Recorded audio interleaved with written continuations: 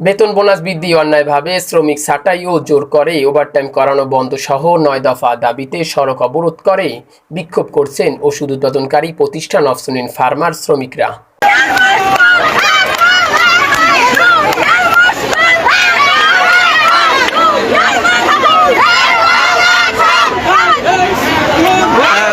শনিবার বরিশাল নগরীর রূপতলী এলাকার শহীদ আব্দুর রব সিনিয়াবাদ টোল প্লাজার সড়ক অবরোধ করে বিক্ষোভ করেন তারা।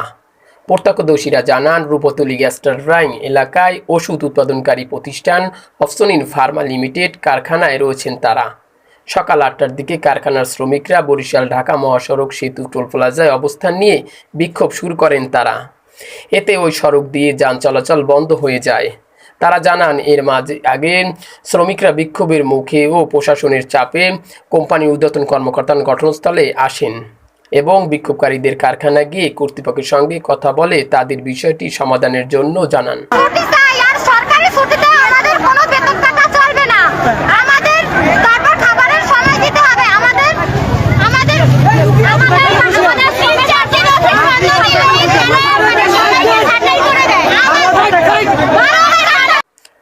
তবে বিক্ষোভকারীরা সড়কের তাদের দাবিগুলো বিষয় সমাধান চান। পরে প্রশাসনের হস্তক্ষেপে শ্রমিকরা পার্শ্ববর্তী একটি তেলের পাম্পে কর্তৃপক্ষের সঙ্গে আলোচনায় বসেন। আলোচনাস্থলে বিক্ষোভের নেতারাও ছিলেন। এদিকে জেলা বাসুদের সমন্বয়কারী ডাক্তার মনীষা চক্রবর্তী জানান, গত কয়েকদিন ধরে অফসোস লাইন অফসুনিন ফার্মা লিমিটেডের শ্রমিকরা তাদের অন্যায়ভাবে ছাঁটাই বন্ধ করা সহ ৯ দফা ন্যায্য দাবির কথা তুলে ধরে কর্তৃপক্ষের কাছে। নগরীর বগুড়া রোডস্থ অফসোস লাইন ফার্মা ও কারখানার শ্রমিকরা এর আগে ১৫ই আগস্ট অবস্থান কর্মসূচিও পালন করেন। তবে দাবি বাস্তবায়ন কর্তৃপক্ষ কোনো ভূমিকা না রাখায় কোম্পানি সব কয়টি ইউনিটের শ্রমিকরা শনিবার সড়কে নেমেছেন। এদিকে শ্রমিকরা বলছেন, দাবি আদায় না হওয়া পর্যন্ত তারা কর্মস্থলে ফিরবেন না।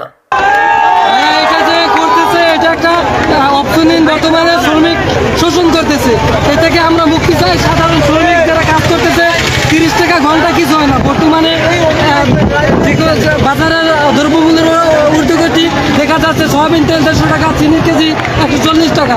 সেখানে আমরা কিভাবে পারা। নলছিটি থেকে কামরুল ইসলামের তথ্যচিত্র নিয়ে বিস্তারিত।